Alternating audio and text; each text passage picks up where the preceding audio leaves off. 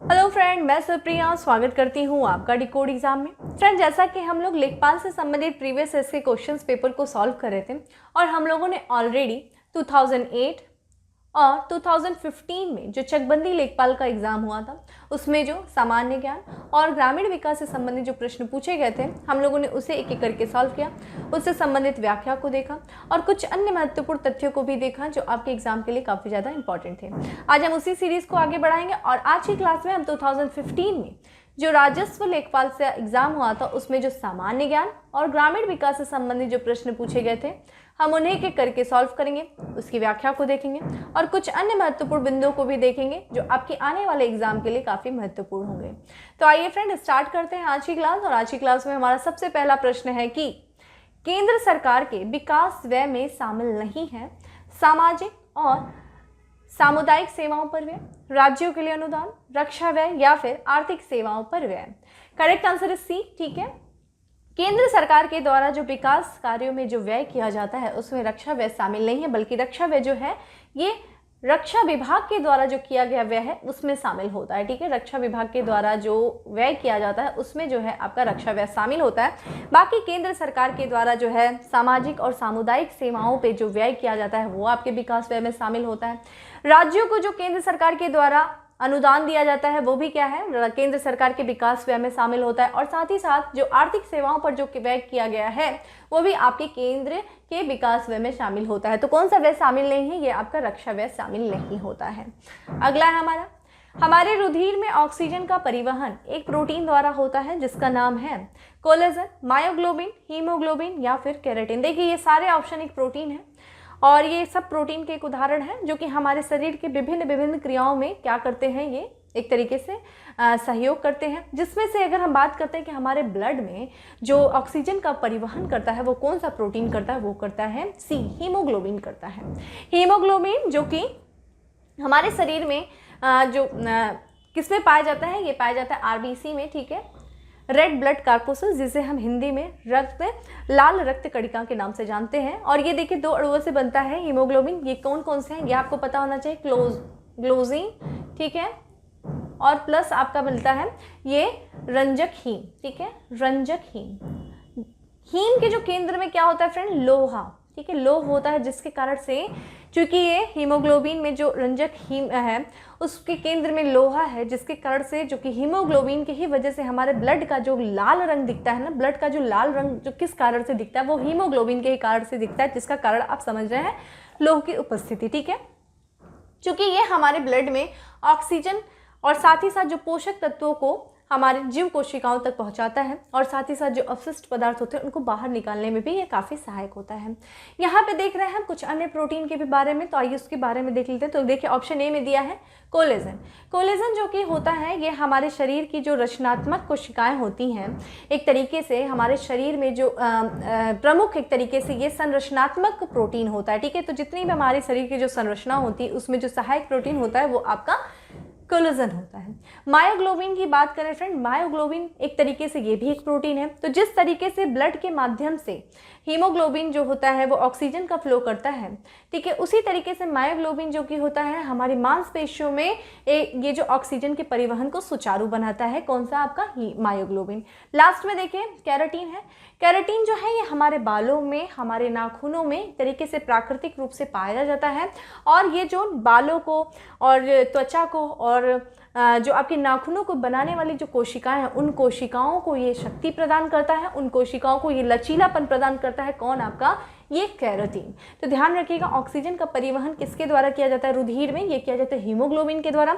मांसपेशियों में पूछा जाए तो मायोग्लोबिन के द्वारा। कोलेजन पूछा जाए प्रोटीन तो ध्यान रखिएगा ये हमारे शरीर में संरचनात्मक जो क्रिया है उसके हमारे शरीर में एक प्रमुख संरचनात्मक प्रोटीन है। ठीक है, ये चीज़ केराटिन जो कि हमारे बालों में और हमारी त्वचा और हमारे जो नाखूनों के निर्माण में, जो हमारे नाखूनों को बनाने में जो कोशिकाएं रहती हैं उनको ये एक तरीके से मदद करता है, उनको एक तरीके से शक्ति प्रदान करता है। ठीक है, अगला है अंतर्राष्ट्रीय गमन, जिसे हम माइग्रेशन कहते हैं, क्या है। देशों के बीच में लोगों का संचलन, लोगों का शहर से ग्रामीण क्षेत्रों में संचलन, देश में लोगों का संचलन या फिर एक गांव से दूसरे गांव तक लोगों का संचलन। देखिए माइग्रेशन है ये, ठीक है, गमन जिसको हम कह रहे हैं। जैसा कि आप जानते हैं एक माइग्रेशन होता है, एक होता है इमिग्रेशन होता है, ठीक है। तो ये क्या है, माइग्रेशन, ये क्या है, देशों के बीच जो है लोगों का संचलन है, यानी कि एक देश से दूसरे देश में जाना, दूसरे देश में जाकर के वहां पे बस जाना, ठीक है, माइग्रेशन कर जाना, ठीक है। और ये कई कारणों से होता है। लोग देशों के बीच में जो हम एक देश से दूसरे देश को माइग्रेट करते हैं वो कई कारणों से होता है। जैसे कि एक आपका जो प्राकृतिक कारण हो सकता है, आर्थिक कारण होता है, सांस्कृतिक कारण हो सकता है, सामाजिक कारण भी हो सकता है, बहुत महत्वपूर्ण राजनीतिक कारण। बहुत से देशों में आप देखेंगे कि ये इस तरीके से माइग्रेट करके लोग जाते हैं, ठीक है। यहाँ पे देखिए दूसरा हमें ऑप्शन देखने को मिल रहा है, लोगों का शहर से ग्रामीण की तरफ संचलन। देखिए अभी जब पेंडेमिक आया होगा तो ये आपने देखा होगा कि बहुत से लोग शहर से ग्रामीण मतलब तबके की तरफ लोग गए होंगे, ग्रामीण क्षेत्र की तरफ लोग गए थे, शहर से ग्रामीण। इसको हम क्या कहेंगे, इसको हम कहेंगे काउंटर शहरीकरण, ठीक है, काउंटर शहरीकरण कह सकते हैं, या फिर विशहरीकरण भी इसको कह सकते हैं, शहर से गांव की तरफ जाना, जैसा कि अभी पेंडेमिक के दौरान आपने लोगों ने देखा होगा। देशों में लोगों का संचलन यानी कि एक तरीके से घरेलू संचलन, एक राज्य से दूसरे राज्य को जाना, तो ये क्या है, घरेलू प्रवासन है, ठीक है। घरेलू मतलब एक राज्य से दूसरे, अपने ही क्षेत्र, अपने देश की सीमा के ही अंदर जो राज्य हैं उन राज्यों में एक क्षेत्र से दूसरे क्षेत्र की तरफ जाना, ठीक है। देशों में लोगों का संचलन एक तरीके से घरेलू प्रवासन, ठीक है। एक गांव से दूसरे गांव तक लोगों का संचलन, ठीक है, एक गांव से दूसरे, तो ये क्या है, ग्रामीण से ग्रामीण प्रव्रजन, ठीक है। एक गांव से अगर हम दूसरे गांव की तरफ जाना है तो ग्रामीण से ग्रामीण प्रव्रजन हो जाता है, ठीक है। तो अंतरराष्ट्रीय गमन यानी कि एक देश को छोड़ करके दूसरे देश को जाना, माइग्रेट करना, वो क्या हो जाएगा, वही हो जाएगा आपका देशों के बीच लोगों का संचलन होता है, ठीक है। अगला है नेपाल भूकंप त्रासदी के दौरान भारत सरकार द्वारा संचालित किए गए बचाव कार्य, ठीक है, रेस्क्यू ऑपरेशन को कौन सा नाम दिया गया, ऑपरेशन नेपाल, ऑपरेशन अभय, ऑपरेशन सहाय या फिर ऑपरेशन मैत्री। करेक्ट आंसर इज डी, ठीक है। भारत सरकार और भारतीय सशस्त्र सेना बल के द्वारा जब 2015 में नेपाल में भूकंप आया तो उस नेपाल में भूकंप के दौरान हमारी भारत सरकार के द्वारा और हमारे भारतीय सशस्त्र बलों के द्वारा वहाँ पे भूकंप जो है राहत अभियान चलाया गया, ठीक है। और भूकंप के दौरान लोगों को बचाने के लिए, उनको राहत पहुँचाने के लिए जो अभियान चलाया गया, उस अभियान का क्या नाम रखा गया, ऑपरेशन मैत्री नाम रखा गया, ठीक है। यहाँ पे एक हमें ऑपरेशन दिख रहा है, ऑपरेशन अभय। देखिए ये ऑपरेशन अभय 2006 में चलाया गया था। किसके द्वारा चलाया गया था, तो ये चलाया गया था ह्यूमन बायोलॉजिकल इंस्टीट्यूट के द्वारा जो है इस ऑपरेशन अभय को चलाया गया था। कारण क्या है कि जितने भी विश्व में जो टीके होते हैं, यानी कि किफ़ायती दरों पर जो मानव के उपयोग के लिए जो विश्व स्तरीय टीके हैं उनको उपलब्ध कराना, और साथ ही साथ जैविक विपणन द्वारा जो स्वास्थ्य खतरों से लोगों की सुरक्षा करना और स्वतंत्रता के लिए जो है ये एक तरीके से स्वतंत्रता के प्रति जो है, किससे प्रति, जो आपका टीके हैं, ठीक है, उसके लिए ये चीज़ शुरू किया गया था, ठीक है। तो ये चीज़ ध्यान रखिएगा, ऑपरेशन अभय 2006 में चलाया गया था। किसके द्वारा चलाया गया था, ह्यूमन बायोलॉजिकल इंस्टीट्यूट के द्वारा चलाया गया था, ठीक है। और ऑपरेशन मैत्री 2015 में आए भूकंप में वहाँ पे एक तरीके से बचाव अभियान था, ठीक है, भारतीय सशस्त्र बल और गवर्नमेंट ऑफ इंडिया के द्वारा। अगला है हमारा, लोकसभा चुनाव के लिए उम्मीदवार बनने की न्यूनतम आयु कितनी होनी चाहिए, ठीक है। न्यूनतम आयु सीमा कितनी है, 30 वर्ष है, 25 वर्ष है, 18 वर्ष है या फिर 20 वर्ष है। देखिए लोकसभा चुनाव के लिए जब अगर कोई उम्मीदवार खड़ा हो रहा है तो उसकी जो न्यूनतम आय होनी चाहिए, जो मिनिमम एज होनी चाहिए, वो होनी चाहिए 25 होनी चाहिए। और ये किस अनुच्छेद में लिखा है, अनुच्छेद 84D में जो है इसके बारे में बात किया गया है। और राज्यसभा के लिए अगर कोई उम्मीदवार खड़ा हो रहा है तो उसकी जो है न्यूनतम आय यानी कि मिनिमम एज कितनी होनी चाहिए, वो होनी चाहिए 30 ईयर्स, ठीक है। जैसा कि आप यहाँ पे देख रहे हैं, ये भी उसका भी उल्लेख जो है वो भी इसी अनुच्छेद में दिया गया है, ठीक है। वहीं अगर हम आपसे बात करें कि अगर आप पंचायती चुनाव के लिए जा रहे हैं या नगर पालिका के लिए कोई चुनाव के लिए जा रहा है कोई उम्मीदवार, तो उसकी जो है न्यूनतम आयु कितनी होनी चाहिए, वो होनी चाहिए 21 वर्ष होनी चाहिए। और मतदाता के रूप में अगर कोई व्यक्ति अपना पंजीकरण करा रहा है तो उसकी उम्र कितनी होनी चाहिए, 18 वर्ष होनी चाहिए। किस अनुच्छेद के तहत ये बात कही गई, अनुच्छेद 326 के तहत जो है ये बात कही गई है, ठीक है। आइए अगले प्रश्न पे चलते हैं। 16 अगस्त 1946 को प्रत्यक्ष कार्यवाही दिवस मनाया गया हिंदू लीग द्वारा, मुस्लिम लीग द्वारा, ईसाई लीग द्वारा या फिर सिख लीग द्वारा। करेक्ट आंसर है मुस्लिम लीग के द्वारा जो है प्रत्यक्ष कार्यवाही दिवस 16 अगस्त 1947 को मनाया गया। प्रत्यक्ष कार्यवाही दिवस जिसे हम इंग्लिश में डायरेक्ट एक्शन डे कहते हैं और इसे कुछ अन्य नामों से भी जाना जाता है। क्योंकि ये प्रत्यक्ष कार्यवाही दिवस कलकत्ता में हुआ, इसलिए हम इसको कलकत्ता दंगा के भी नाम से जानते हैं। और इसे अन्य नाम देखा जाए तो कलकत्ता का भीषण हत्याकांड के भी नाम से हम इसे जानते हैं। ठीक है, प्रत्यक्ष कार्यवाही दिवस। ये जो प्रत्यक्ष कार्यवाही दिवस हुआ था, ये किसके नेतृत्व में देखा जाए तो ये किए गए थे मुस्लिम लीग के जो नेता जिन्ना के नेतृत्व में। ये हिंदुओं और मुस्लिमों के बीच में एक तरीके से दंगे को भड़काने के उद्देश्य से किया गया था, कि उद्देश्य ये था कि हिंदू और मुस्लिमों के बीच में दंगे को भड़का दो और ये दोनों समुदाय एक साथ नहीं रह पाए और अपनी मांग, यानी कि जो पाकिस्तान प्राप्त करने की जो मांग थी उसको किसी तरह से पूरा किया जा सके।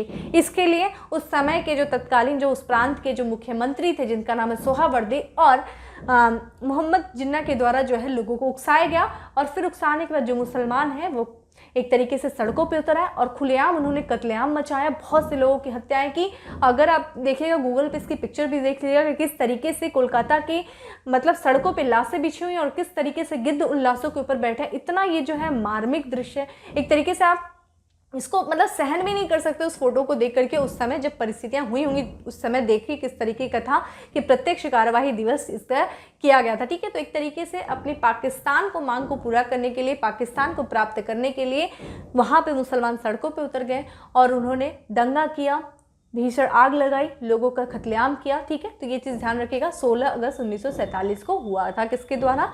मुस्लिम लीग के द्वारा। अगला हमारा चौरी चौरा घटना कब हुई? देखिए 13 मार्च 1922, 5 फरवरी 1922, 3 मार्च 1922 या फिर 5 मई 1922। करेक्ट आंसर इज बी, 5 फरवरी 1922। देखिए यहाँ पे ना 4 फरवरी है। ठीक है, ध्यान रखिएगा 4 फरवरी जो है चौरी चौरा का कांड हुआ था। चौरी चौरा जो कि एक कस्बा है, कहाँ पे? गोरखपुर में। उत्तर प्रदेश का गोरखपुर जो जिला है वहीं पे ये चौरी चौरा कस्बा। और इसी दौरान जो है यहाँ के किसानों ने आंदोलन किया और एक थाने पे आग लगा दी। ठीक है, थाने पे आग लगा दी और 22 जो है पुलिसकर्मी वो जिंदा जल गए। और इसी में जो कि हम देखेंगे कि इसी दौरान जो है असहयोग आंदोलन चल रहा था। किसके द्वारा चलाया जा रहा था असहयोग आंदोलन? ये चलाया जा रहा था महात्मा गांधी जी के द्वारा। ठीक है, असहयोग आंदोलन चलाया जा रहा था और ये कब चल रहा था? 1 अगस्त 1920 से प्रारंभ हुआ था आपका असहयोग आंदोलन। ठीक है, 1920 से प्रारंभ हुआ था और इसी घटना के बाद जो है गांधी जी काफ़ी दुखी हो गए और उन्होंने 12 फरवरी, ठीक है 4 फरवरी को ये घटना हुई और 12 फरवरी के दिन जो है उन्होंने अपना असहयोग आंदोलन वापस ले लिया। तो कई बार प्रश्न ये भी पूछा गया है आपसे कि चौरी चौरा घटना के बाद जो है किस आंदोलन को महात्मा गांधी जी के द्वारा वापस ले लिया गया था? तो वो ले लिया गया था आपका असहयोग आंदोलन, जिसकी शुरुआत की गई थी महात्मा गांधी जी द्वारा 1 अगस्त 1920 को की गई थी और जिसको वापस कब लिया गया था? 12 फरवरी 1922 को ले लिया गया था। डेट याद रखिएगा, डेट जरूर आपसे पूछता है। ठीक है, मॉडर्न हिस्ट्री में अगर आपसे प्रश्न पूछे जाते हैं तो जनरली वो आपसे सीक्वेंस वाइज पूछते हैं, डेट दे देंगे, कुछ घटनाओं को दे देंगे और आपसे पूछेंगे कि इसका क्रम लगाइए। ठीक है, अगला प्रश्न है, निम्नलिखित में से सबसे अधिक ऋण विद्युत तत्व कौन सा है? Fluorine, oxygen, sodium, ब्रोमियम। Correct answer is a. जैसा कि आप लोग पीरियोडिक टेबल देखे होंगे, पीरियोडिक टेबल में जब हम इस तरफ बढ़ते हैं 17 की तरफ जाते हैं तो जैसे जैसे हम इधर बढ़ते हैं हमारा ऋणात्मक जो है विद्युत वो ऋणात्मकता की तरफ बढ़ने लगता है और जब 17 में आते हैं तो 17 में क्या देखते हैं? सबसे अधिक जो ऋणात्मक जो है तत्व कौन सा है? वो आपका ऋण विद्युत तत्व कौन सा है? फ्लोरीन है। फ्लोरीन के बाद किसका नंबर आता है फ्रेंड? फ्लोरीन के बाद अगर देखा जाए तो क्लोरीन का आता है। ठीक है, फ्लोरीन के बाद क्लोरीन आता है, फिर क्लोरीन के बाद देखा जाए ब्रोमीन आता है। ठीक है, ब्रोमीन के बाद देखा जाए तो आयोडीन आता है। ठीक है, ये आपके जो है सबसे अधिक ऋण विद्युत तत्व है। ठीक है, तो सबसे अधिक ऋण विद्युत तत्व कौन सा है? फ्लोरीन है। ठीक है, अगला है हमारा, निम्नलिखित में से कौन कैबिनेट स्तर का होता है? विपक्ष का नेता, भारतीय रिजर्व बैंक का गवर्नर, भारत का नियंत्रक और महालेखा परीक्षक या फिर भारत का महान्यायवादी? करेक्ट आंसर इज ए, विपक्ष का नेता जो होता है वो कैबिनेट स्तर का होता है।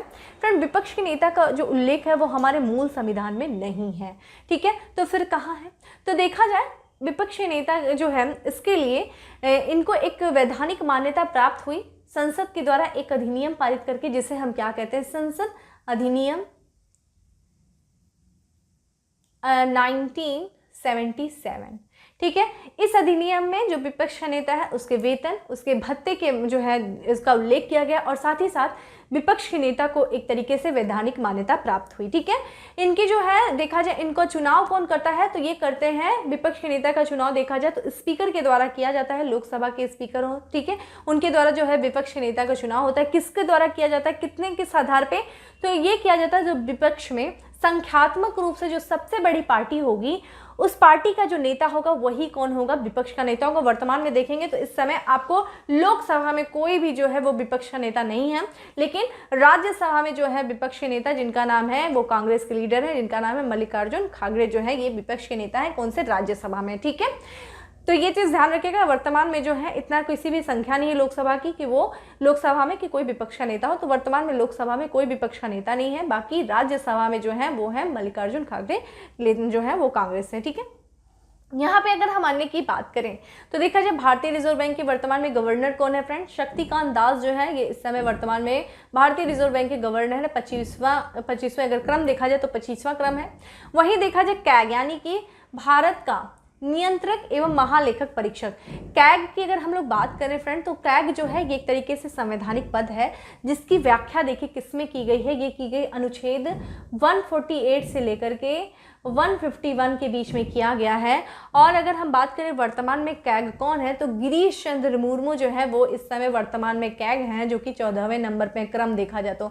अंत में देखा जाए भारत का महान्यायवादी, ये भी एक तरीके से जिनका उल्लेख दिया गया है भारत का महान्यायवादी का, वो देखिए अनुच्छेद 76(1) जो है उसमें किया गया। और वर्तमान में अगर आपसे पूछा जाए कि भारत का जो अटॉर्नी जनरल कौन है तो इस समय देखा जाए अटॉर्नी जनरल जो है वो है के वेणुगोपाल, जो कि अगर क्रम देखा जाए तो वो कौन से नंबर के हैं, 15वें नंबर के क्रम में। ठीक है, के वेणुगोपाल जो है ये इस समय अटॉर्नी जनरल है।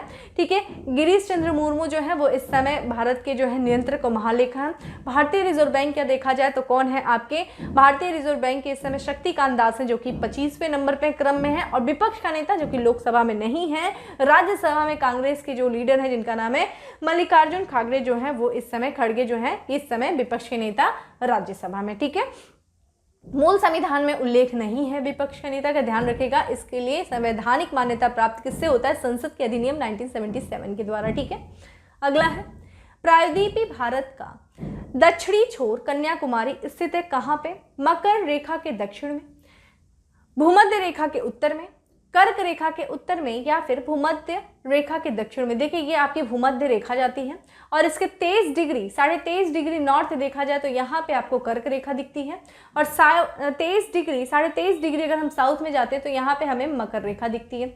भारत के बीचों बीच से कौन गुजर रहा है, कर्क रेखा गुजर रही है। तो देखिए विषुवत रेखा के हमें उत्तर में दिख रहा है कौन, आपका ये आपका देखेंगे भारत दिख रहा है। ठीक है, विषुवत रेखा के उत्तरी यानी कि उत्तरी गोलार्ध में भारत जो है वो स्थित है। ठीक है, और ये चीज ध्यान रखिएगा, उत्तरी गोलार्ध में भारत जो स्थित है और भूमध्य रेखा के उत्तर में और उत्तरी गोलार्ध में स्थित है। और यहाँ पे हमसे पूछ रहा है कि कन्याकुमारी कहाँ स्थित है, और कन्याकुमारी जो कि भारत के भारतीय प्रायद्वीपीय का सबसे दक्षिणतम बिंदु है। ठीक है, एक तरीके भौगोलिक क्षेत्र, यहाँ ध्यान रखिएगा मुख्य भूमि का सबसे दक्षिणतम बिंदु है भारत का कन्याकुमारी। और कन्याकुमारी कहाँ पे स्थित है, तमिलनाडु, और ये कहाँ पे, उत्तर में है, यानी कि हमें भूमध्य रेखा के उत्तर में स्थित है क्या, आपका कन्याकुमारी। ठीक है, कन्याकुमारी की अगर बात किया जाए तो ये कहाँ पे स्थित है, तमिलनाडु में स्थित है। और इसे हम एक अन्य नाम से भी जानते हैं द लैंड्स एंड, यानी कि भूमि का अंत, यानी कि जहाँ पे हमारी भूमि का अंत हो जा रहा है उसी को हम क्या करें, द लैंड्स एंड हो जा रहा है। ठीक है, यहाँ पे अगर हम बात करें कि और भी विस्तार की बात कर लेना चाहिए कि जैसे कि उत्तरी विस्तार कौन सा है, दक्षिणी विस्तार कौन सा, दक्षिणी विस्तार कन्याकुमारी है। तो देखा जाए ये मुख्य भूमि का दक्षिणी विस्तार है। ओवरऑल देखा जाए तो हमारे पास तो दो देखा जाए तो द्वीप भी, जैसे कि लक्षद्वीप है, एक अंडमान द्वीप है। तो अंडमान द्वीप का जो सबसे दक्षिणतम बिंदु है जिससे हम किस नाम से जानते हैं, इंदिरा पॉइंट के नाम से जानते हैं, ये हमारे जो है दक्षिणी जो हमारा भारत का सर्वाधिक दक्षिणी विस्तार है इंदिरा पॉइंट, जो कि आपका देखेंगे अंडमान निकोबार में। सबसे उत्तरी विस्तार की बात करें तो उत्तरी विस्तार जो है ये आपका जम्मू कश्मीर में है। और जम्मू कश्मीर में उत्तरी विस्तार को हम क्या कहेंगे, भारत का सबसे इंदिरा कोल। ठीक है, इंदिरा कोल जो है ये आपका सबसे उत्तरी विस्तार है। ठीक है, वहीं पे अगर आपसे पूछा जाए कि भाई सबसे पूर्वी विस्तार कौन सा है सबसे, तो ये देखिए अरुणाचल प्रदेश का स्थान जिसका नाम है किबू थी। ठीक है, गिबूती जो है ये भारत का सबसे पूर्वी विस्तार है। आपसे पूछा जाए कि सबसे पश्चिमी विस्तार कौन सा है, तो सबसे पश्चिमी विस्तार है जो कच्छ में सरक्रीक है तो उसी पे है, और सरक्रीक के पास में देखेंगे तो गौर मोती, ठीक है, गौर मोती जो है ये आपका सबसे पश्चिमी विस्तार है। तो हम लोगों ने देख लिया भारत का, इस तरीके से आप एक वो करिए, मार्क करिए। यहाँ पे देखिए सबसे उत्तरी विस्तार कौन सा है आपका, इंदिरा कोल है। सबसे दक्षिणी विस्तार कौन सा है आपका, इंदिरा पॉइंट है, ठीक है, जो कि अंडमान निकोबार में। अगर मुख्य भूमि से पूछे तो कन्याकुमारी जो कि तमिलनाडु में है। सबसे पूर्वी विस्तार अरुणाचल प्रदेश में है, क्या नाम है उसका, गिबूती है। सबसे पश्चिमी विस्तार कहाँ पे है, ये आपका कक्ष में देखा जाए, सरक्रीक में देखा जाए, गौर मोती जो, ठीक है। तो ये था हमारा क्या था संबंधित हमारा विस्तार देखा। और हमारा जो भारत है जैसा कि आप देखते हैं ये भूमध्य रेखा के उत्तर में और कर्क रेखा हमारे बीचों बीच से गुजर रही है, ठीक है।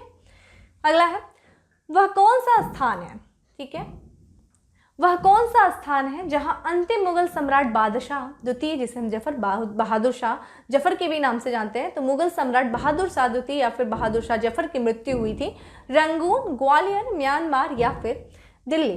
Correct answer is a, Rangoon में हुई थी जो कि म्यांमार है, ठीक है। और जानते हैं जैसा कि अंतिम मुगल जो सम्राट हैं बहादुर शाह जफर, इन्होंने 1857 की क्रांति का नेतृत्व किया, जिसके कारण से अंग्रेजों ने इनको सजा दी और 1858 में, ठीक है, अंग्रेजों ने इनको और इनकी जो बेगम थी, जिनका नाम था, इनकी जो पत्नी बेगम जीनत महल को इनके साथ जो है रंगून भेज दिया, जहाँ पे जो अंतिम मुगल सम्राट जो है बहादुर शाह जफर, जो कि अकबर द्वितीय के पुत्र भी हैं, ठीक है, अकबर द्वितीय जिन्होंने राजा राम मोहन राय को राजा की उपाधि दी थी, इन्हीं के पुत्र हैं। और इनकी जो मृत्यु हो जाती है 1862 में जो है रंगून में इनकी मृत्यु हो जाती है, ठीक है। तो ये चीज़ था। अगला हमारा सविनय अवज्ञा आंदोलन का मुख्य उद्देश्य क्या था, अगस्त कथन के विरुद्ध, गोलमेज सम्मेलन के विरुद्ध, विंस्टन चर्चिल का प्रतिक्रियावादी उपागम या फिर नमक कर के विरुद्ध। देखिए सविनय अवज्ञा आंदोलन के हम बिल्कुल विनय के साथ आपसे आपकी मतलब बिल्कुल इज्जत के साथ जो आप आज्ञा देंगे उसकी हम अवहेलना करेंगे, यानी कि सविनय अवज्ञा आंदोलन का मुख्य उद्देश्य क्या था, नमक कर का विरोध करना, ठीक है, नमक कर का विरोध करना। जैसा कि आप जानते हैं सविनय अवज्ञा आंदोलन की जो शुरुआत की गई थी वो महात्मा गांधी जी के द्वारा की गई थी। कहाँ से की गई थी, ये देखिए, इसकी शुरुआत होती है 12 मार्च से होती है, सन 1930 से होती है। महात्मा गांधी अपने अहमदाबाद के साबरमती आश्रम से दांडी मार्च के लिए निकलते हैं और अपने कितने सहयोगियों के साथ, 78, ठीक है, महात्मा गांधी अपने 78 सहयोगियों के साथ अहमदाबाद के साबरमती आश्रम से निकलते हैं।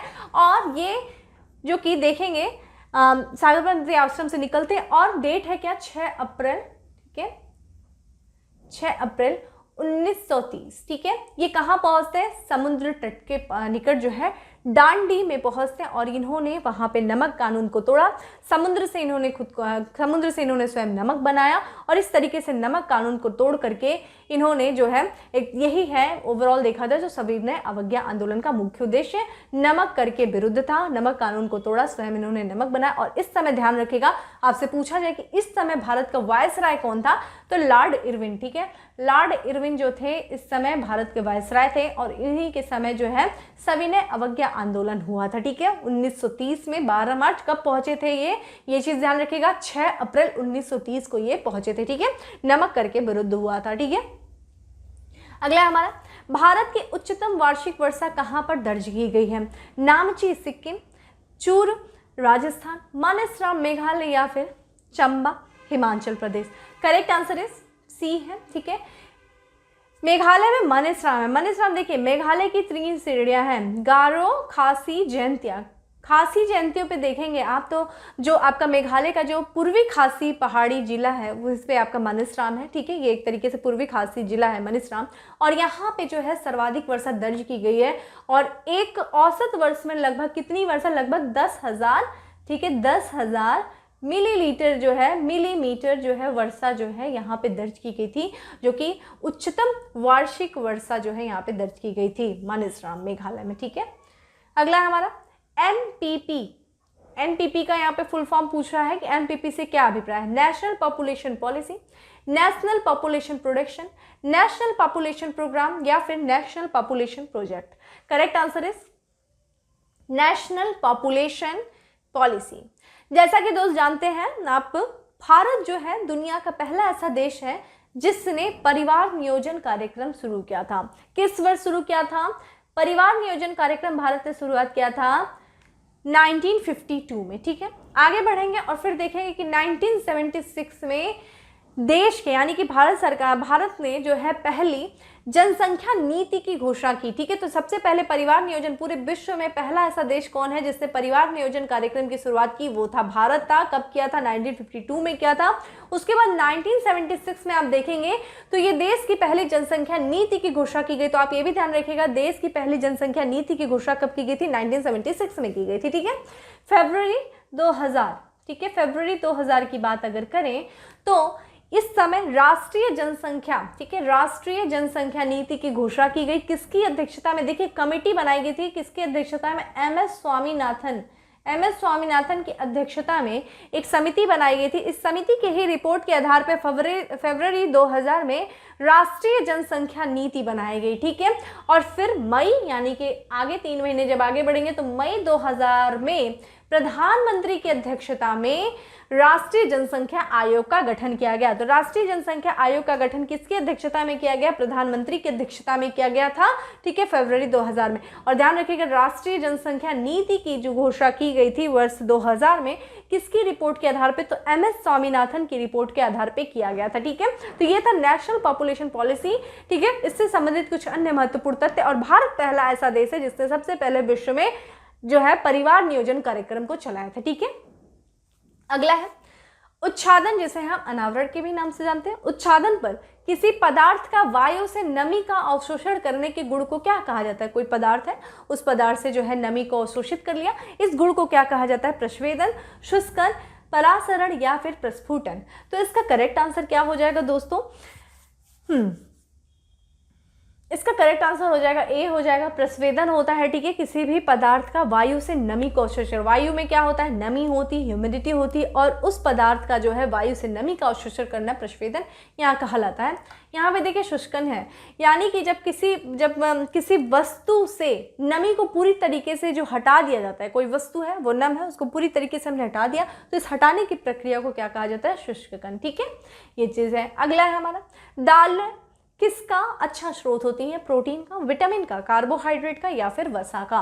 Correct answer is protein. दालें जो होती हैं वो प्रोटीन का अच्छा स्रोत होती हैं। ठीक है, कार्बोहाइड्रेट देखेंगे तो गेहूं वगैरह में काफ़ी ज़्यादा कार्बोहाइड्रेट जो मिलता है हमें। ठीक है, तो दालें सबसे अच्छी किसकी स्रोत होती हैं फ्रेंड? प्रोटीन की स्रोत होती हैं। नेक्स्ट है हमारा प्रश्न, मथुरा, दिग्बोई और पानीपत में परिष्करण शालाओं जिसके द्वारा स्थापित की गई, किसके द्वारा किया गया है? भारत पेट्रोलियम कॉर्पोरेशन लिमिटेड द्वारा, मद्रास रिफाइनरी लिमिटेड के क्रूड डिस्टिलेशन यूनिट द्वारा, इंडियन ऑयल कॉर्पोरेशन लिमिटेड द्वारा या फिर हिंदुस्तान पेट्रोलियम कॉर्पोरेशन लिमिटेड द्वारा? करेक्ट आंसर सी है। ठीक है, इंडियन ऑयल कॉर्पोरेशन के द्वारा जो है मद्रास, दिग्बोई और पानीपत में परिष्करण शालाओं को जो है वो स्थापित किया गया था। ठीक है, अगला है हमारा, निम्नलिखित में से किसको संविधान की आत्मा के रूप में जाना जाता है या जाना गया है? राज्य के नीति निर्देशक सिद्धांत, राष्ट्रीय ध्वज, प्रस्तावना या फिर मूल अधिकार? करेक्ट आंसर इस सी है। ठीक है, प्रस्तावना यानी कि प्रियम्बल को संविधान की आत्मा के रूप में जाना जाता है। संविधान की आत्मा प्रस्तावना को किसने किया? तो देखिए जब संविधान का निर्माण हो रहा था तो संविधान सभा के द्वारा एक अन्य सदस्य जिनका नाम था देखेंगे तो आप ठाकुर प्रसाद भार्गव। ठीक है, ठाकुर प्रसाद भार्गव ने, देखा जाए ठाकुर प्रसाद भार्गव के द्वारा जो है संविधान को, प्रस्तावना को संविधान की आत्मा कहा। इन्होंने जो है प्रस्तावना को संविधान की कुंजी कहा। ठीक है, संविधान का आभूषण कहा, आत्मा कहा। ठीक है, प्रस्तावना को ध्यान रखिएगा। और प्रस्तावना की अगर बात किया जाए तो प्रस्तावना में जो है मूल दर्शन, राजनीतिक, धार्मिक, नैतिक मूल्यों का उल्लेख किया गया और ये एक तरीके से प्रस्तावना जो है ये हमारे संविधान का आधार है। देखिए प्रस्तावना में अभी तक मात्र एक बार जो है वो संशोधन किया गया है, एक बार इसका अमेंडमेंट किया गया है। कब किया गया था? 42वां संविधान संशोधन अधिनियम जो कि कॉन्स्टिट्यूशनल अमेंडमेंट हुआ था, कब हुआ था? 1976 में हुआ था। ठीक है, 42 कॉन्स्टिट्यूशनल अमेंडमेंट 1976 के द्वारा जो है प्रस्तावना में जो है संशोधन किया गया था और इसमें 3 शब्द जोड़े गए थे और ये 3 शब्द क्या है? समाजवादी। ठीक है, ठीक है, समाजवादी, धर्मनिरपेक्ष। ठीक है, धर्मनिरपेक्ष और साथ में क्या है? अखंडता। ठीक है, ये 3 शब्दों को जोड़ा गया था हमारी प्रस्तावना में। तो अभी तक प्रस्तावना में एक बार जो है संशोधन किया गया है, कॉन्स्टिट्यूशन अमेंडमेंट हुआ है एक बार, कौन सा था? 42वां कॉन्स्टिट्यूशन अमेंडमेंट 1976। ठीक है, अगला है हमारा शतपथ ब्राह्मण और तैतरीय ब्राह्मण के ब्राह्मण मूल पाठ है सामवेद, अथर्ववेद, ऋग्वेद, यजुर्वेद। देखिए करेक्ट आंसर इज डी है। जैसा कि दोस्तों आप लोग जानते हैं हमारे जो वेद हैं वो 4 वेद हैं। ठीक है, आपका ऋग्वेद है, सामवेद है, यजुर्वेद है और आपका अथर्ववेद है।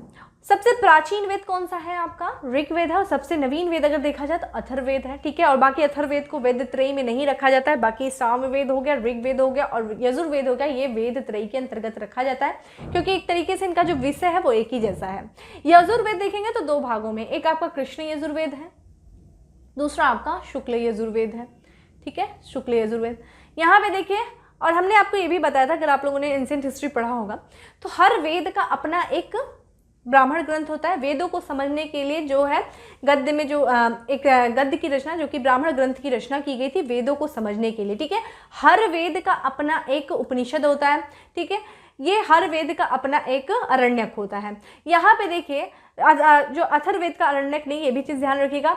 हर वेद का जैसा हमने बताया अपना एक ब्राह्मण ग्रंथ होता है। तो यहाँ पे यजुर्वेद देखा जाए, यहाँ दिया शतपथ ब्राह्मण और तैतरीय ब्राह्मण, और हमने ये भी बताया कि यजुर्वेद के 2 भाग हैं, कृष्ण यजुर्वेद और शुक्ल यजुर्वेद, जिसमें से अगर देखेंगे कृष्ण यजुर्वेद का भाग कौन सा हो गया? शतपथ। ठीक है, कृष्ण यजुर्वेद का शतपथ ब्राह्मण हो गया।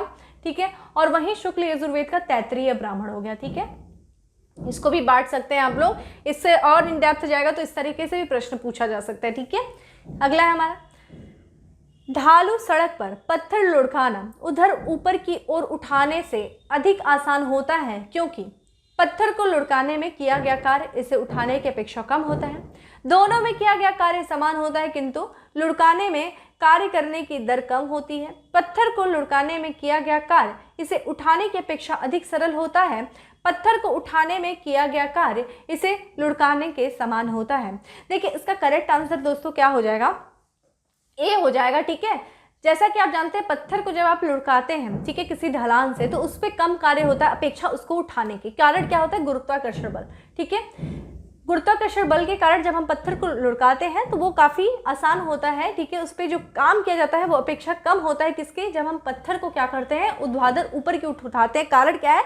ये गुरुत्वाकर्षण बल के विपरीत जाता है जिसके कारण से हमें ज़्यादा बल ज़्यादा कार्य करना पड़ता है। ठीक है, तो ये चीज़ ध्यान रखिएगा कि सड़क जो ढालू सड़क पर पत्थर लुढ़काना ऊर्ध्व ऊपर की ओर उठाने से अधिक आसान होता है। ठीक है, अगला हमारा निम्नलिखित में से कौन सी समिति ने मूल कर्तव्यों को संविधान में सम्मिलित करने का सुझाव दिया? मल्होत्रा समिति, नरसिंह समिति, राघवन समिति या फिर स्वर्ण सिंह समिति? Correct answer is D. ठीक है, स्वर्ण सिंह समिति। जैसा कि जानते हैं देश में इमरजेंसी लगा इंदिरा गांधी जी के समय में 1975 के। इसी दौरान जो है ये महसूस किया गया कि जो हमारे नागरिक हैं उनको ना सिर्फ वो अपने अधिकारों को तो एंजॉय कर रहे हैं लेकिन उनका कोई कर्तव्य नहीं है, तो उनके कुछ कर्तव्यों को निर्धारित किया गया। ठीक है, और इसके लिए एक समिति बनाई गई, किसकी अध्यक्षता में? स्वर्ण सिंह की अध्यक्षता में एक समिति गठित की गई और इन्हीं के समिति के सुझाव के आधार पर हमें संविधान में जो है संविधान संशोधन हुआ था। जानते हैं जैसा कि 1976 में, ठीक है, 42वां कॉन्स्टिट्यूशनल अमेंडमेंट, इस जो आपका 42nd जो कॉन्स्टिट्यूशनल अमेंडमेंट हुआ था इसको लघु संविधान भी कहा जाता है क्योंकि बहुत सारे जो है संशोधन किए गए थे हमारे मूल संविधान में, जिसके कारण इसको हम लघु संविधान की भी संज्ञा देते हैं। और इसी दौरान हमारे संविधान में ध्यान रखिएगा मूल कर्तव्य जो है ये हमारे संविधान में नहीं था। ठीक है, हम जो है उस समय देखेंगे तो सोवियत संघ से काफ़ी ज़्यादा जो है इससे प्रभावित होते हैं। और फिर उसके बाद जो हमारे संविधान में constitutional amendment 42nd constitutional amendment हुआ और देखा जाए मूल कर्तव्य जो है 10 मूल कर्तव्यों को जोड़ा गया। ठीक है, ध्यान रखिएगा। और उसके बाद जब हम आगे जाएंगे वर्ष 2002 की बात है जिसमें से देखेंगे वर्ष 2002 में, ठीक है, 86 जो है कॉन्स्टिट्यूशनल अमेंडमेंट हुआ और इस अमेंडमेंट के द्वारा आप देखेंगे तो 11वां जो है मूल कर्तव्यों को जोड़ा गया। और इस 11 मूल कर्तव्य में क्या था? 11वां मूल कर्तव्य जो 6 से और जो 14 वर्ष तक के जो बच्चे होंगे उन बच्चों को एक तरीके से शिक्षा उपलब्ध कराना, ठीक है, शिक्षा का अवसर उपलब्ध कराना, यही क्या था? आपका 11वां कॉन्स्टिट्यूशनल अमेंडमेंट था। ठीक है, तो ये ध्यान रखिएगा स्वर्ण सिंह समिति के सुझावों के आधार पर 76वां संविधान संशोधन हुआ था। 1976 में 42nd जो है कॉन्स्टिट्यूशनल अमेंडमेंट हुआ था। ठीक है, और यहाँ पे देखिए हमें समिति और दिख रही है, नर्सिंग समिति। तो जानते हैं 1991 की बात है, जब हमारे देश में जो है एक तरीके से आर्थिक स्थिति हमारे देश की काफ़ी ख़राब हो गई थी। उस समय आर्थिक जब ठीक है, तो 1991 में जो हमारे देश में आर्थिक संकट है, और उस समय क्या था, बैंकिंग क्षेत्र में सुधार के लिए जो है नर्सिंग समिति का गठन किया गया था। ठीक है, तो 1991 में नर्सिंग समिति का गठन किया गया था बैंकिंग क्षेत्र में सुधार से संबंधित। ठीक है, बाकी आप ध्यान रखिएगा 1976 में 42nd कॉन्स्टिट्यूशनल अमेंडमेंट हुआ था, मोस्ट इंपॉर्टेंट। ठीक है, बहुत सारे हमारे जो है संविधान में संशोधन के बहुत सारे नए प्रावधान जोड़े गए। ठीक है, चलिए आगे बढ़ते हैं और नेक्स्ट प्रश्न पे चलते हैं। नेक्स्ट है हमारा, अब हम ग्रामीण जानकारी से संबंधित, ठीक है, ग्रामीण विकास से संबंधित जो प्रश्न पूछे गए थे हम उन्हीं के करके सॉल्व करेंगे।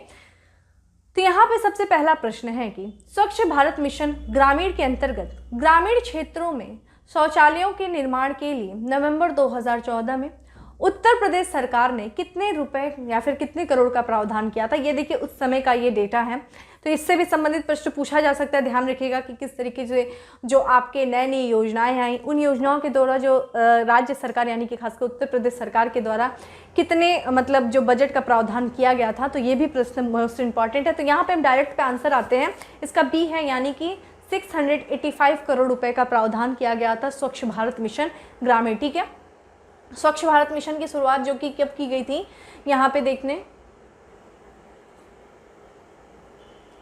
ठीक है, 2 अक्टूबर को की गई थी, गांधी जयंती पे की गई थी। 2014 में जो है स्वच्छ भारत मिशन की शुरुआत की गई थी। वर्तमान में देखा जाए स्वच्छ भारत मिशन ग्रामीण का चरण 2 स्टार्ट हो चुका है, जिसका समय देख लीजिए क्या है, वर्ष 2020-21 से लेकर के 2024-25 के बीच में। ठीक है, ये आपका देखेंगे तो इस समय का जो है चरण 2 है स्वच्छ भारत मिशन ग्रामीण। ठीक है, अगला है हमारा, भारत की जनगणना 2011 के अनुसार उत्तर प्रदेश का प्रति वर्ग किलोमीटर जनसंख्या घनत्व क्या है।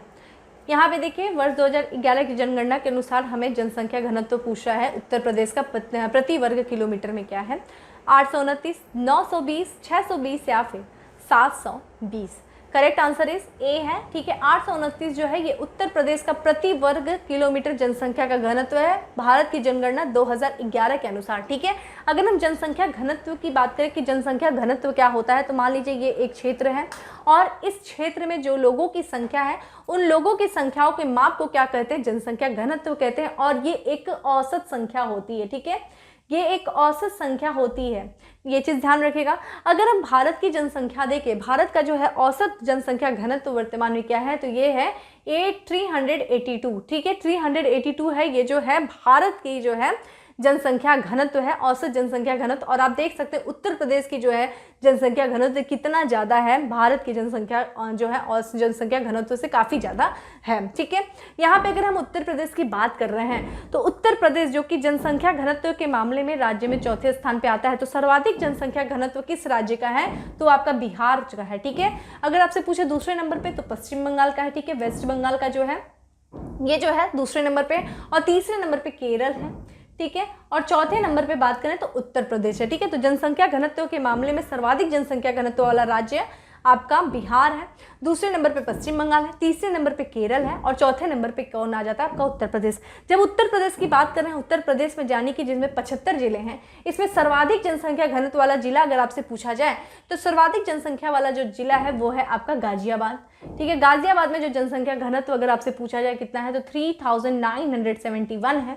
वहीं अगर दूसरे नंबर पे कौन आ जाता है, वाराणसी। ठीक है, प्रधानमंत्री नरेंद्र मोदी जी का क्षेत्र वाराणसी, ये जनसंख्या घनत्व के मामले में दूसरा स्थान रखता है। इसमें कितना जनसंख्या, 2395। ठीक है, जब हम सर्वाधिक देख रहे हैं जनसंख्या घनत्व वाला जिला, तो हमें न्यूनतम जनसंख्या वाला घनत्व जिले भी हमें पता होने चाहिए। तो न्यूनतम जनसंख्या वाला जो जिला है उत्तर प्रदेश का, वो कौन सा है, ललितपुर है।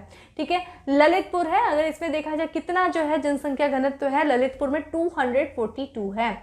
वहीं अगर दूसरे नंबर पूछा जाए तो सोनभद्र जो है वो जनसंख्या घनत्व के मामले में जो है दूसरा स्थान, न्यूनतम जनसंख्या के मामले में जो है जिले में वो दूसरा स्थान रखता है, 270। ठीक है, 270। तो ये था हमारा जनसंख्या घनत्व से संबंधित कुछ महत्वपूर्ण तथ्य। ठीक है, ध्यान रखिएगा। आगे बढ़ते हैं, अगला प्रश्न है, राष्ट्रीय ग्रामीण पेयजल कार्यक्रम के अंतर्गत वर्ष 2022 तक देश में हर ग्रामीण व्यक्ति को उसके घरेलू परिसर में या उसके घर से क्षैतिज या ऊर्ध्वाधर दिशा में 50 मीटर की दूरी से कम पर कितने लीटर प्रति व्यक्ति प्रतिदिन पेयजल उपलब्ध होना चाहिए? 80, 100, 60 या फिर 70। तो इसका करेक्ट आंसर क्या हो जाएगा? इसका करेक्ट आंसर अगर देखा जाए तो डी हो जाएगा, 70 होना चाहिए। इस पर ज़्यादा हम नहीं, इसमें व्याख्या जैसा कुछ दिख नहीं रहा है, ठीक है, एक तरीके से डी आंसर है। अगला देखिए, उत्तर प्रदेश में 75 जिलों सहित कितने प्रमुख मंडल हैं? देखिए उत्तर प्रदेश में 75 जिले हैं, पूछ रहा है कितने मंडल हैं, 27, 32, 18 या फिर 23। करेक्ट आंसर क्या हो जाएगा इसका दोस्तों? इसका करेक्ट आंसर हो जाएगा सी, 18 मंडल हैं। देखिए दोस्तों, मंडल और जिले में थोड़ा फर्क होता है। ये आपके जिले हैं, ठीक है, कई जिले, यानी कि हमारे उत्तर प्रदेश में 75 जिले हैं। जिलों को मिला करके, कुछ जिलों को मिला करके एक मंडल बनाया जाता है, ठीक है। तो कुछ जिलों को मिला करके एक मंडल बनाया जाता है, और ध्यान रखिएगा मंडल की जो नीतियां हैं वो हमारे जिलों को प्रभावित करती हैं, लेकिन अगर जिलों में कोई कार्य किया जा रहा है, कोई नीति बनाई जा रही है, तो वो मंडल को प्रभावित नहीं कर रहा। मंडल एक तरीके से ब्रॉड टर्म है, क्योंकि इसके अंतर्गत कई जिले शामिल होते हैं, ठीक है। तो कुछ जिलों को मिला करके मंडल का निर्माण किया जाता है। और अगर हम उत्तर प्रदेश की बात करें तो 18 मंडल है। तो आपको ये पता होना चाहिए सबसे बड़ा मंडल कौन है। तो देखिए 3 मंडल जो है सबसे बड़े हैं, जिनके अंतर्गत 6 जो जिले हैं वो शामिल हैं। ये 3 मंडल कौन कौन से हैं? एक तो आपका उत्तर प्रदेश की राजधानी लखनऊ है, ठीक है, दूसरा देखेंगे तो कानपुर है, ठीक है, तीसरा देखेंगे तो मेरठ है। ये 3 जो है सबसे बड़े मंडल हैं उत्तर प्रदेश के, जिसके अंतर्गत जो है देखेंगे 6 मंडल, जिसके अंतर्गत 6 जिले आते हैं, ठीक है। वहीं अगर हम बात करते हैं जो सबसे छोटा मंडल की बात करें तो यहाँ पे देखिए आजमगढ़ है, ठीक है, आजमगढ़, ठीक है, आजमगढ़, फिर बस्ती, फिर उसके बाद मिर्ज़ापुर, सहारनपुर और झांसी, ठीक है। ये 3 मंडल वाले हैं, ठीक है। यहाँ पे देखिए 6 मंडल, तो इस तरीके से हमें दिखते हैं। आजमगढ़ हो गया, आपका बस्ती हो गया, मिर्ज़ापुर हो गया, और फिर सहारनपुर और झांसी सबसे छोटे मंडल है। सबसे छोटे मंडलों की संख्या 5 है, ठीक है। सबसे बड़े मंडलों की संख्या कितनी है आप देखेंगे तो 6 है। अरे मार्क फिर क्या 3 है। कौन कौन से हैं? लखनऊ है, कानपुर है और मेरठ है, ठीक है। 18 मंडल है वर्तमान में 75 जिलों में, ठीक है। अगला है हमारा सामाजिक वानिकी कार्यक्रम का उद्देश्य निम्नलिखित सभी क्षेत्रों में बड़े पैमाने पर वृक्षारोपण है, ठीक है। यानी कि सामाजिक जो वानिकी होता है वो सभी क्षेत्रों में वृक्षारोपण का कार्य करता है, सिवाय फसलों के लिए अनुपयुक्त सार्वजनिक भूमि पर, नगरीय औद्योगिक संपदाओं में, सड़कों एवं रेल पटरियों के साथ साथ निम्नलिखित वन आरक्षित क्षेत्रों में। करेक्ट आंसर इज बी, ठीक है। जो देखेंगे यहाँ पे वृक्षारोपण जो नगरीय औद्योगिक संपदाओं में देखा जाए वृक्षारोपण का कार्य नहीं करते। बाकी देखेंगे जो सामाजिक वानिकी कार्यक्रम का उद्देश्य जो है इन क्षेत्रों में वृक्षारोपण है बड़े पैमाने पर। ध्यान रखिएगा सामाजिक, अगर हम बात करें जो वृक्षारोपण जो शब्द है, ये देखिए शब्द बड़ा इंपॉर्टेंट है, वृक्षारोपण शब्द है, इसका बहुत बड़े पैमाने पर इस्तेमाल किया गया 1976 में। किसके द्वारा? राष्ट्रीय कृषि आयोग के द्वारा इसका बहुत बड़े पैमाने पर 1976 में जो है इसका इस्तेमाल किया गया। और यहाँ पे हमें सामाजिक वानिकी दिख रहा है। सामाजिक वानिकी का भी मतलब आपको समझ में आना चाहिए। सामाजिक वानिकी यानी कि पर्यावरण और सामाजिक मुद्दों को ठीक करने के उद्देश्य से जो बंजर भूमि है और साथ ही साथ जो वन कटाई, ठीक है, वनों की कटाई से वनों का संरक्षण करना, उनको प्रबंधन करना, ठीक है, ये क्या है आपका वानिकी, सामाजिक वानिकी है। और ये सामाजिक वानिकी की बात करें तो ये बहुत तरीके से लोगों के लिए एक तरीके से लाभदायक होता है। ये देखा जाए ग्रामीण लोगों में सामाजिक रूप से मदद करता है, और उतना ही नहीं, ये न केवल गांव में समृद्धि लाता है बल्कि जो गांव की आने वाली जनरेशन है, जो पीढ़ी है, उनके लिए सतत विकास प्राप्त करने में भी मदद करता है। कौन सा? आपका सामाजिक वानिकी कार्यक्रम, ठीक है। अगला है हमारा उत्तर प्रदेश में किस वर्ष, ठीक है, मनरेगा प्रारंभ किया गया। मनरेगा यानी कि महात्मा गांधी राष्ट्रीय ग्रामीण रोजगार गारंटी अधिनियम किस वर्ष उत्तर प्रदेश में प्रारंभ किया गया? वर्ष 2007, वर्ष 2008, वर्ष 2005 या वर्ष 2006? करेक्ट आंसर इज डी है, वर्ष 2006 में जो है मनरेगा को प्रारंभ किया गया था, ठीक है। मनरेगा की बात करें तो देखिए एक अधिनियम पास हुआ था वर्ष 2005 में संसद के द्वारा, और नरेगा जो है, नरेगा अस्तित्व में है, ठीक है, नरेगा, ठीक है। तब उस समय सिर्फ राष्ट्रीय ग्रामीण रोजगार गारंटी अधिनियम था। वर्ष 2019 माफ करिएगा 2009 2 अक्टूबर गांधी जयंती के और शर्त पे इसके नाम का परिवर्तन कर दिया गया और इसके नाम क्या आ गया, मनरेगा, यानी कि महात्मा गांधी राष्ट्रीय ग्रामीण रोजगार गारंटी अधिनियम जो है वो बना। जो कि अगर इसके तहत देखेंगे तो जितने भी स्थानीय सरकारें हैं उन स्थानीय सरकारों को ग्रामीण जीवन में ग्रामीण लोगों को कम से कम 100 दिनों का रोजगार जो है देना अनिवार्य है, जिससे कि उनके जीवन स्तर में सुधार किया जा सके। ठीक है, अगला है क्षेत्रफल की दृष्टि से उत्तर प्रदेश का भारत में कौन सा स्थान है, चौथा, पांचवा, दूसरा या फिर तीसरा। तो क्षेत्रफल की दृष्टि से अगर हम देखें उत्तर प्रदेश का कौन सा स्थान है तो ये हो जाएगा चौथा स्थान है। ठीक है, ठीक है, चौथा स्थान है। सबसे बड़ा क्षेत्रफल की दृष्टि से जो राज्य है सबसे बड़ा कौन सा है, राजस्थान है। ठीक है, फिर उसके बाद किसका, मध्य प्रदेश है, फिर महाराष्ट्र है, फिर देखेंगे आपका कौन सा है, उत्तर प्रदेश है। ठीक है, अगर हम विश्व में देखें तो भूमि क्षेत्र की दृष्टि से उत्तर मतलब भारत का कौन सा स्थान हो जाता है, 7वां स्थान हो जाता है। ठीक है, जनसंख्या के मामले में देखा जाए तो भारत जो है विश्व में दूसरा स्थान रखता है चीन के बाद। ठीक है, अब वहीं अगर आपसे जनसंख्या के मामले में अगर पूछा जाए उत्तर प्रदेश का कौन सा स्थान आ जाता है तो देखिए जनसंख्या के मामले में उत्तर प्रदेश का पहला स्थान है। ठीक है, फिर उसके बाद कौन सा है, महाराष्ट्र आ जाता है। ठीक है, उसके बाद देखा जाए तो बिहार आ जाता है, फिर उसके बाद देखेंगे तो पश्चिम बंगाल आ जाता है। ठीक है, तो जनसंख्या के मामले में उत्तर प्रदेश का पहला स्थान है, क्षेत्रफल की दृष्टि से उत्तर प्रदेश का चौथा स्थान है। ठीक है, आगे बढ़ते हैं। नेक्स्ट है 9वीं पंचवर्षीय योजना में ग्रामीण क्षेत्रों में बीपीएल के लिए निश्चित की गई वार्षिक पारिवारिक आय का स्तर क्या है, 25,000, 28,000, 20,000 या फिर 18,000। करेक्ट आंसर इज सी है, 20,000 रुपए जो है ये वार्षिक पारिवारिक आय थी, निश्चित की गई थी 9वीं पंचवर्षीय योजना के दौरान। बीपीएल यानी कि बिलो पॉवर्टी लाइन। ठीक है, जो है गरीबी रेखा से नीचे वाले लोगों के लिए वार्षिक आय कितनी निर्धारित की गई थी, 20,000 रुपए। ठीक है, यहाँ पे देखिए अब जो है गरीबी रेखा का आकलन किसके द्वारा किया जाता है ये भी आपसे पूछा जाता है। तो नीति आयोग का जो टास्क फोर्स ने जो सांख्यिकी और कार्यक्रम कार्यान्वयन मंत्रालय के तहत एक आपका नेशनल सैंपल सर्वे ऑर्गेनाइजेशन, जिसे हम हिंदी में क्या कहते हैं, राष्ट्रीय नमूना सर्वेक्षण कार्यालय के द्वारा जो है अब गरीबी रेखा का या फिर गरीबी का आकलन किया जाता है इसी के द्वारा। ठीक है, अगला है उत्तर प्रदेश में प्रमुख रेल इंजन संयंत्र कहाँ स्थित है, अलीगढ़ क्षेत्र, फतेहपुर क्षेत्र, मुगल सराय क्षेत्र या फिर कानपुर क्षेत्र। करेक्ट आंसर सी है। ठीक है, मुगल सराय क्षेत्र वाराणसी में जो है लोकोमोटिव इंजन यानी कि रेल इंजन संयंत्र स्थित है। ठीक है, उत्तर प्रदेश का, ये चीज ध्यान रखिएगा। अगला है उत्तर प्रदेश राजमार्ग भू नियंत्रण अधिनियम किस वर्ष पारित किया गया था, 1952, 1956, 1945 या फिर 1947। ये सब डायरेक्ट वाले जो है प्रश्न है कि राज्य मार्ग भू नियंत्रण अधिनियम जो है उत्तर प्रदेश में पारित किया गया था। तो इसकी डेट अगर देखा जाए 13 दिसंबर को किया गया था। किस वर्ष किया गया था, 1945 को किया गया था। ठीक है, अगला है अंबेडकर विशेष रोजगार योजना के अंतर्गत सामान्य श्रेणी लाभार्थियों के लिए उपलब्ध इकाई लागत प्रतिशत और अधिकतम आर्थिक सहायता सब्सिडी धनराशि क्या है, 25%, 7,500, 33%, 7,500, 25%, 1,000 या फिर 33%, यहाँ पे 25% या फिर 10,000 या फिर 33% या फिर 10,000। तो इसका करेक्ट आंसर क्या हो जाएगा, ए हो जाएगा। 25% और 7,500 रुपये जो है ये आपका लागत प्रतिशतता है और अधिकतम आर्थिक सहायता है। किसके अंतर्गत देखा जाए, अंबेडकर विशेष रोजगार योजना के अंतर्गत जो लाभार्थी है, जो सामान्य श्रेणी के जो लाभार्थी के लिए एक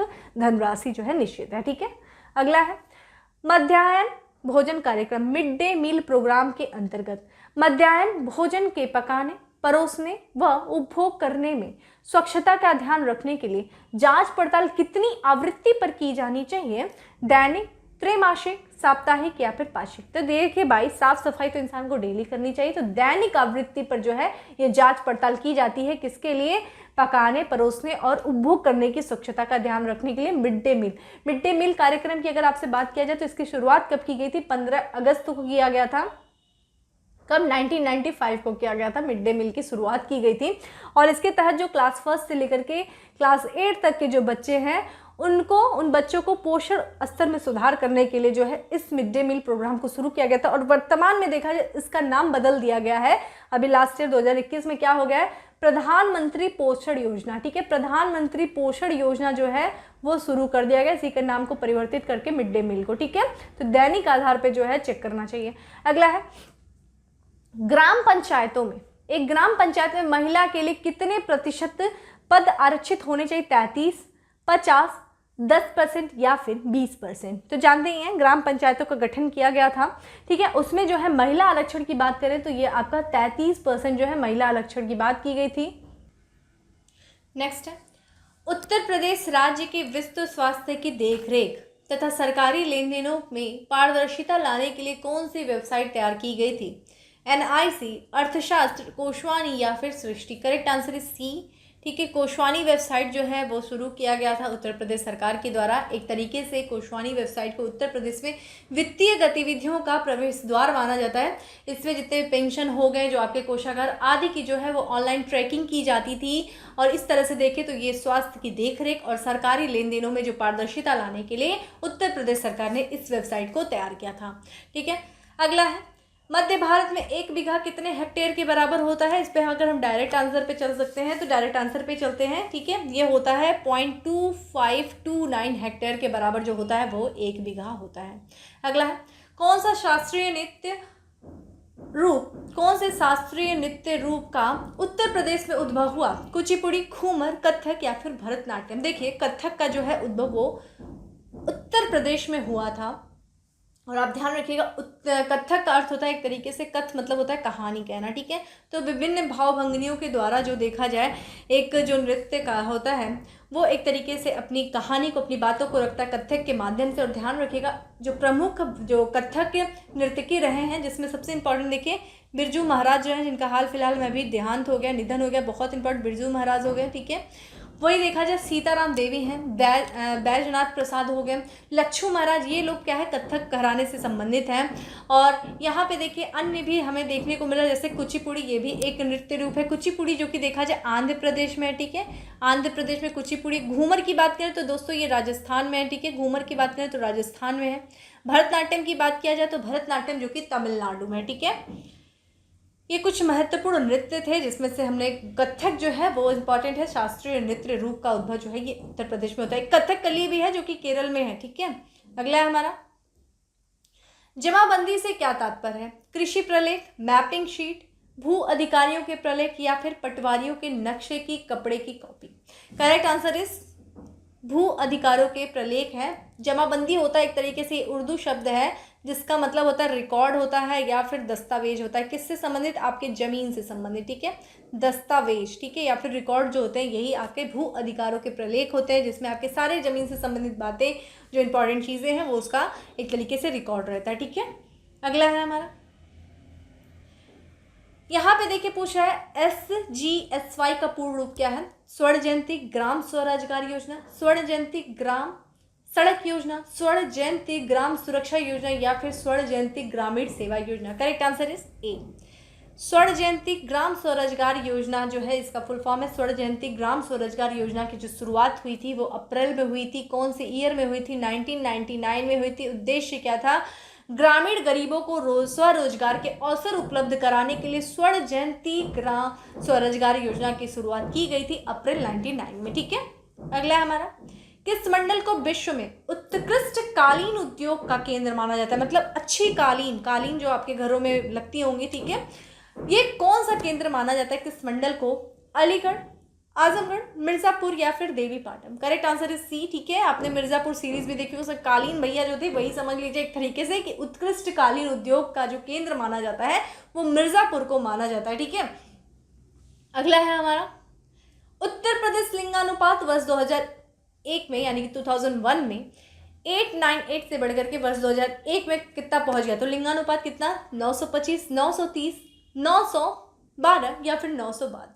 तो यहाँ पे करेक्ट आंसर क्या हो जाएगा? ए हो जाएगा, ठीक है। 925 जो है वो बढ़कर के हो गया था। और ध्यान रखिएगा हम लोगों ने ये भी देखा था कि उत्तर प्रदेश के जो जिले हैं, ठीक है, उन जिलों में देखा जाए तो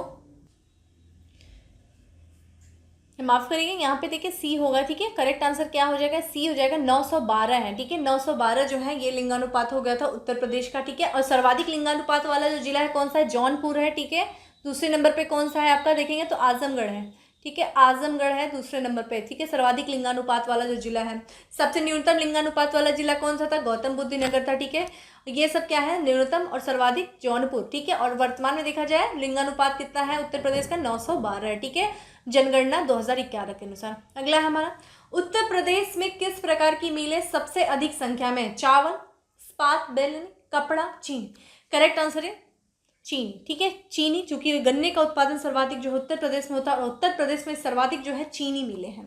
और अगर हम बात करें सबसे पहली जो चीनी मिल जो बनी थी वो कब बनी थी, वर्ष 1903 में बनी थी। कहाँ पे, उत्तर प्रदेश का जो देवरिया जिला है, देवरिया जिले का एक ग्राम है जिसका नाम है, ठीक है, क्या है, प्रतापपुर, ठीक है। यहाँ पे सबसे पहले जो है वो चीनी मिल बनाई गई थी 1903 में, ठीक है। तो चीनी की मिलें सबसे ज़्यादा जो है वो उत्तर प्रदेश में है। अगला हमारा, BPL सूचियों में छूटे हुए BPL परिवारों को लाभ पहुंचाने के लिए कौन सी योजना प्रारंभ की गई थी। तो जो BPL यानी कि बिलो पॉवर्टी लाइन में जो लोग छूट गए थे उन परिवारों को लाभ पहुंचाने के लिए कौन सी योजना शुरू की गई थी, समाजवादी पेंशन स्कीम, मुख्यमंत्री महामाया गरीब आर्थिक मदद योजना, समाजवादी आवास योजना या फिर प्रधानमंत्री रोजगार योजना। करेक्ट आंसर इसका ए हो जाएगा दोस्तों, ठीक है। समाजवादी पेंशन स्कीम जो है वो शुरू की गई थी उन परिवारों के लिए जो कि BPL सूची से वंचित रह गए थे, जो छूट गए थे, उनको लाभ पहुंचाने के लिए समाजवादी पेंशन योजना की शुरुआत की गई थी। अगला है हमारा कि निम्नलिखित में से कौन सा एक उत्तर प्रदेश राज्य के अधीनस्थ न्यायिक सेवा के रूप में कार्य करता है, चंदौली जिला न्यायालय, पीलीभीत जिला न्यायालय, बांदा जिला न्यायालय या फिर इटावा जिला न्यायालय। करेक्ट आंसर इस डी है, इटावा जिला न्यायालय जो है ये उत्तर प्रदेश राज्य के अधीनस्थ न्यायिक सेवा के रूप में कार्य करता है, इटावा जिला न्यायालय। और हमारा नेक्स्ट है कि ब्रिटिश शासन के दौरान उत्तर प्रदेश में भूमि पंजीकरण किस अधिकारी द्वारा किया जाता था, राज्यपाल, लिपिक, लेखपाल या फिर काजी। तो देखिए जो ये किया जाता था लेखपाल, काजी जो होता था न्याय व्यवस्था से संबंधित था, ठीक है। राज्य का जो प्रमुख राज्यपाल था, लिपिक। यहाँ पे देखिए लेखपाल जो होता था वो भूमि पंजीकरण का कार्य का, जो भूमि पंजीकरण का अधिकारी होता था लेखपाल होता था, ठीक है, ब्रिटिश शासन के दौरान। इस समय भी देखेंगे तो लेखपाल जो कि कई राज्यों में इनको पटवारी के भी नाम से जानते हैं, ये जो भूमि से संबंधित जो लेखा जोखा करते हैं, जो रिकॉर्ड्स रखते हैं, वो लेखपाल के ही द्वारा किया जाता है, ठीक है। अगला है, राज्यसभा में कितनी सीटें उत्तर प्रदेश की हैं, ये देखा जाए 62 है, 29 है, 40 है या फिर 31 है। तो देखिए ये सबसे ज़्यादा जो सीटें देखिए उत्तर प्रदेश की जो है वो 31 सीटें हैं, ठीक है। तो राज्यसभा में उत्तर प्रदेश की कितने सीटें हैं, 31 हैं।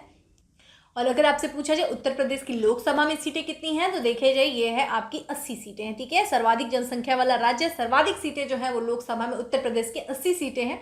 राज्यसभा की सीटें देख लीजिए 31 सीटें हैं। तो ये था हमारा आज का आखिरी प्रश्न और हम लोगों ने बहुत ज़्यादा थोड़ा सा इन शॉर्ट करके हम लोगों ने प्रीवियस ईयर्स के क्वेश्चंस को देखने का प्रयास किया कि किस तरीके का प्रश्न जो है आपके इस लेखपाल जो कि चकबंदी लेखपाल, जो आपके राजस्व संबंधी जो एग्जाम राजस्व लेखपाल में जो प्रश्न पूछे गए उनके नेचर को समझने की कोशिश किया।